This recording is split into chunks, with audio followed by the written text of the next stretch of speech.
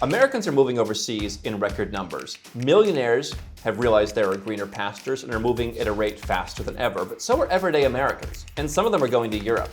I'm going to tell you why they're going, and I'm going to tell you what you need to consider if you want to move to Europe as well. Almost every week, a friend of mine sends me an article about how Americans are moving to Portugal. They're moving to Greece. They're buying up cheap homes in southern Italy. They're moving to Ireland and enjoying the countryside.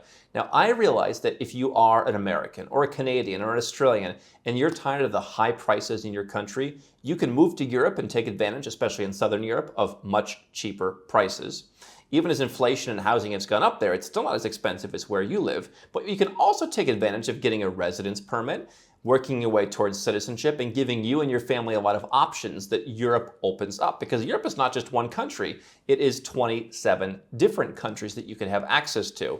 A recent story that I saw was a couple who moved and found a place for about $2,700 a month, a beautiful 4-bedroom apartment surrounded by small shops in a quiet neighborhood, around 18th century palaces and mansions with tiled facades, surrounded by embassies and upper crust neighbors. You can't find that anymore in the United States. They found it in Portugal, and they also found a more relaxed lifestyle, sipping wine in the afternoon. They love moving to Europe. And you're seeing more Americans do that, spurred on by things like golden visas becoming a bigger part of the public conversation, but also by the desire to, again, enjoy lower costs, a better lifestyle, find more freedom, move to a country that aligns with your values better. Today, I want to walk you through some things that you need to think about if you also want to move to Europe, because it's not like the TV shows where you just show up and in you go. If you're an American or any other Westerner who has a good, what we call a T or B or better passport, you can go to Europe's Schengen area and spend 90 days out of every 180 days. You go for 3 months, then you're out for 3 months, and then you can go back. Now, if you wanted to live as a nomad in Europe, perhaps you could spend 3 months in this wide borderless Schengen area and then go to a place like Cyprus or Romania or the UK or Ireland. But after a while, they're going to ask you, are you really on vacation? How are you supporting yourself? And if you're working here, you need a work permit. So immigration is something that a lot of people don't consider. And so you want to look at any of the different ways you can get into Europe. There are a number of digital nomad visas. Those are going to be short term. And for most folks who are looking to build a longer term life of global citizenship, for any high earners, high net worth individuals who want to give themselves longer term benefits to stay in Europe, you're probably going to skip over the digital nomad visas unless you're just exploring, and there's a good chance you may go home after a year or two. One of the other options is a self-sufficient visa where you say, hey, in many countries in Europe, show us you make 1,500 euros or 2,000 euros or 4,000 euros a month and we'll let you move and come in. You may have to rent a property or buy a property. You may need to open a local bank account and put some money in there. But basically, hey, I can support myself. Every country has their own criteria of how to do that. And you'll be able to stay for a certain number of years, generally on a temporary residence permit. If you want to be a bit more involved and sink more money in, there's what's called residence by investment. This is often what you hear called a golden visa. Ireland closed its, Portugal is closing its, Spain is making its more difficult, and Italy may be expanding its golden visa program. Now, just because those countries may be closing their golden visas doesn't mean they don't have other self-sufficient visas for someone who actually wants to live there. A golden visa or a residence by investment program is more for someone who wants the optionality of being able to move there. But let's say you want to live in Greece. If you're going to buy a property in Greece anyway, you can buy that property and you can parlay that into a residence permit. And so you may get, in some countries, longer terms, or it may be easier to renew because, hey, as long as you maintain that investment, we're going to renew your residence, rather than in some other cases, hey, the salary requirements may change, or we may require extra things. The residence by investment, if you want to buy a piece of real estate. In the case of Greece, you can put several €100,000 in the bank. In the case of other countries, you can invest in stocks or bonds or certain bank instruments and you can get in. So if you have some money to invest and you want a bit more permanence, you may consider residence by investment or a golden visa.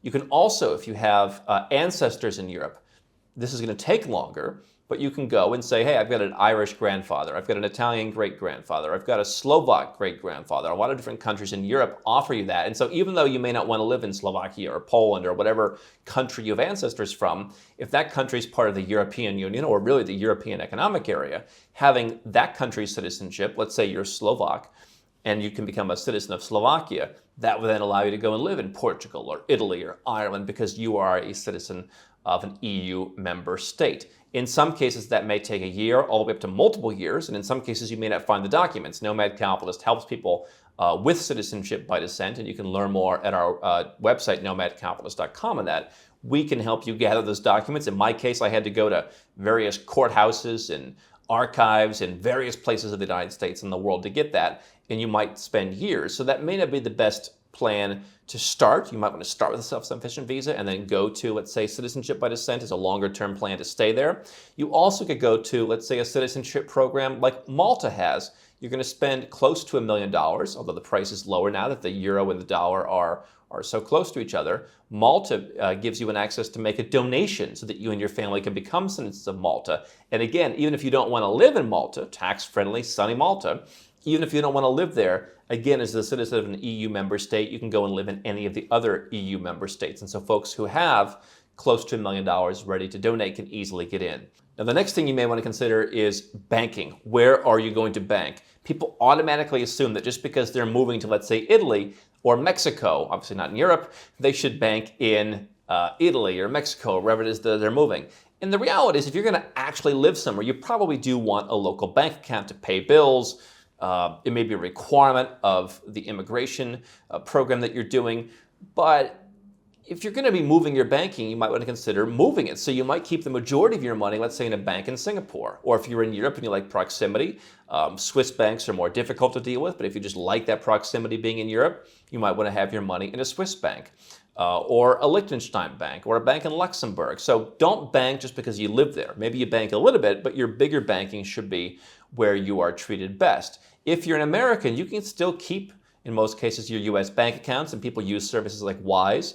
They still sometimes use their U.S. credit cards overseas. Now, using U.S. credit cards in certain tax-friendly jurisdictions in Europe, let's say like Ireland or Malta or Cyprus, could involve extra tax planning requirements. So you want to look at all these tiny little details. This is what Nomad Capitalist does. We don't just move you in. I was recently putting together the plan for a move, and I asked about 200 different questions, and we put together a whole package. I mean, 200 questions, and I've been doing this for a long, long time. Most people wouldn't know how to ask those questions. So your banking is going to be a pivotal part of your taxes and your logistics and your lifestyle.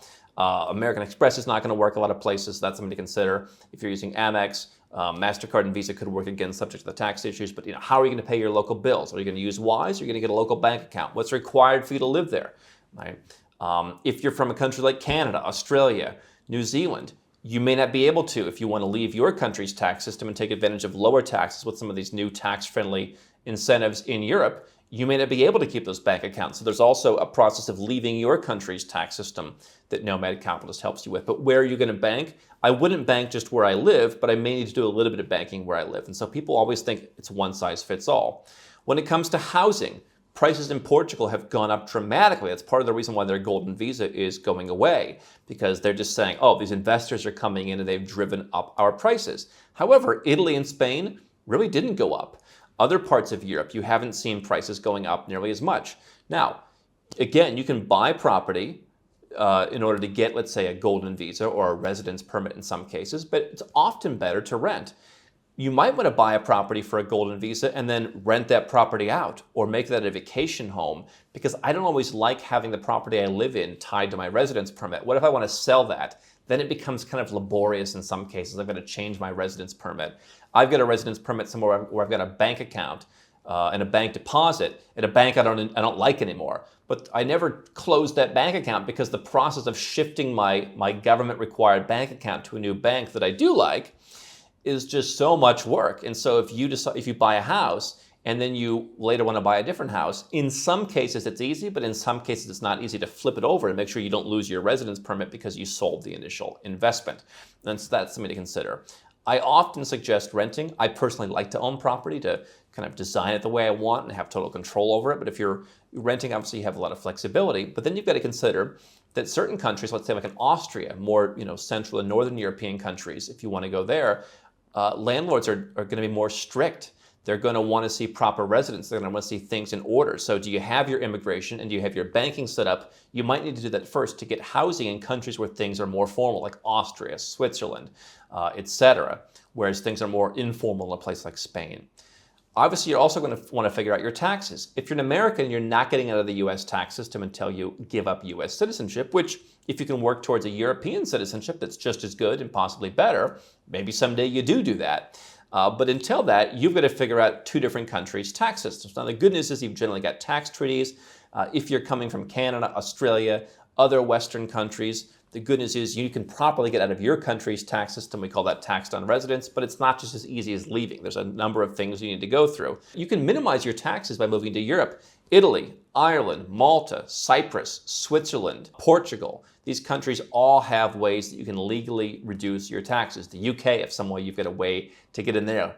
Let's say you've got an Irish grandparent, or you've got a British parent, you can claim UK citizenship or Irish citizenship, you can also live there.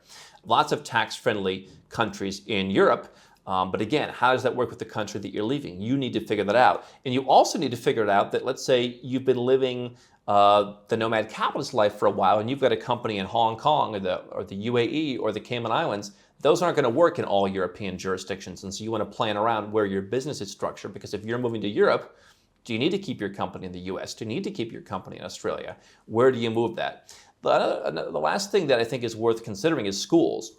And so for folks who want to homeschool, Ireland, Finland, France, Italy, Lithuania, Luxembourg are ones that have stood out to us as being more open to that. Germany, the Netherlands, to some extent Belgium, relatively not friendly, unfriendly to homeschooling. And so if you want to homeschool your kids, that's definitely something to look into. If you want international school, obviously there'll be plenty of options pretty much anywhere. If you want public school, then you might want to look at Ireland, Malta, somewhere that speaks English, where you can send your kids, to an English-speaking school. So what's the schooling situation for you, right? If you are going to have your kids in school, then it's probably a longer-term commitment, and it makes tax planning, housing planning, everything else all the more important. And so what I want you to do if you're planning to move anywhere, but especially to Europe, because Europe has many more moving parts. If you want to move to Europe, the benefits are easier to get a great quality second citizenship if you live there. A lot of people like the quality of life, the culture, all of that, right? Higher standard of living in some cases. The downsides are it requires more planning. Immigration laws are not as straightforward as moving to Dubai, for example, right? Golden visas are not as straightforward as just, going to Thailand, putting some money in the bank. So you want to ask yourself, am I going to live here part-time? You can live in Europe 6 months a year, 4 months a year, 9 months a year. Am I going to live here full-time with my family? Am I going to live here for a while, or is my plan to move here forever? What of my stuff am I moving with me? Right? Do I want citizenship? Do I need citizenship? Right? Most places, Americans certainly can have dual citizenship. Do I want the citizenship so I can get rid of my current citizenship one day because, hey, I'd rather be European than American? Why am I moving? We've seen a big number of people moving because they don't like some of the more restrictive policies the U.S. is putting in place. People from the left side of the aisle and the right side of the aisle are frustrated with policies happening in the U.S., for example. And so always understand your goals and why you're moving to Europe. Or why you're moving anywhere, but immigration, banking, housing, taxes, and schools are 5 things that you want to work out. And understand that Europe in particular has a lot more moving parts that you want to figure out. Nomad Capitalist does that. We've got a whole suite of experts that we put all together so that everyone's speaking the same language and that your plan works. Especially if you're an American, you want to make sure you stay in compliance with your taxes, and that's what we help people do every day.